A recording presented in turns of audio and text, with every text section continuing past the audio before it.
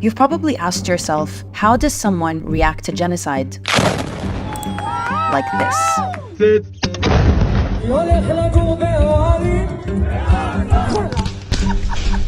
With your babies here. The answer is they've been conditioned to, and it starts in their education system. Here are 3 examples of how Israel teaches the dehumanization of Palestinians.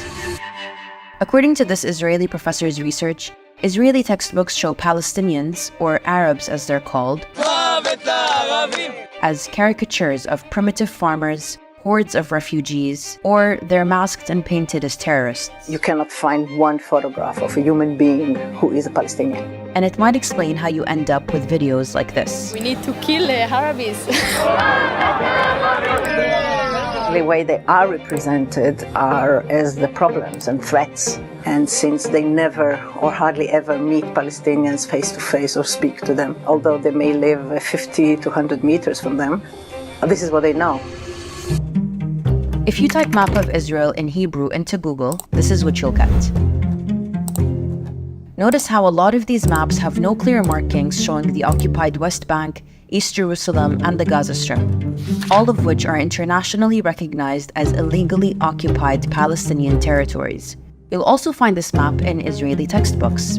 It's how you end up with illegal settlers colonizing more and more Palestinian land, claiming it's their God-given right. This, all this, what you see, it's belong to Israel.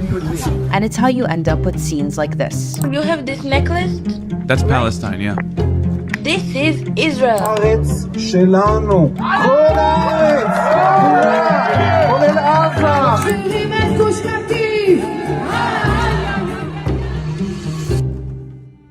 Students in Israel are taught about the Holocaust starting in nursery school all the way to the 12th grade.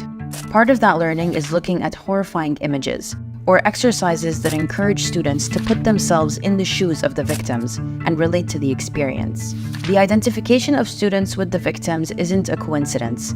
It's an intentional policy by the Israeli Ministry of Education. It's how you end up with a society where, according to one Israeli professor, every Jewish Israeli citizen is a Holocaust survivor or a potential victim of future Holocaust-like events. The goal is traumatization and revenge, and not to let the fire of vengeance die out. However, this vengeance is not directed towards the German persecutors and their collaborators in Europe, but towards Palestinian colonized subjects who are Nazified.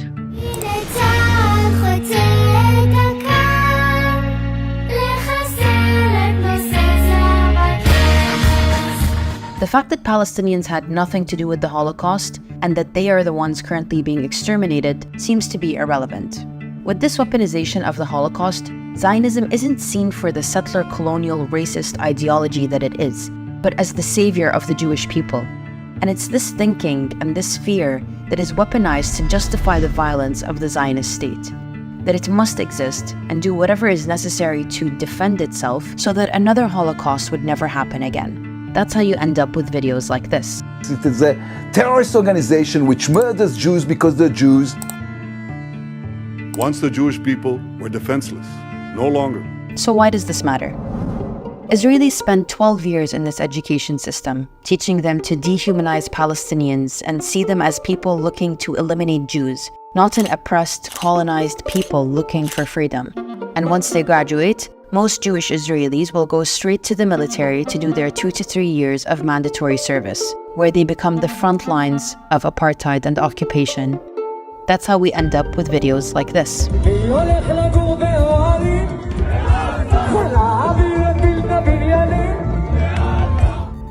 So why do all this? Well, Israel can only exist as a Jewish state if it manages demographics to maintain a Jewish majority. And it does so by displacing, imprisoning, and murdering Palestinians routinely. And the only way to get Jews to participate in this is by convincing them that it's the only way for them to exist safely. Seeing Palestinians as people who want to live in peace and be free doesn't fit into that plan.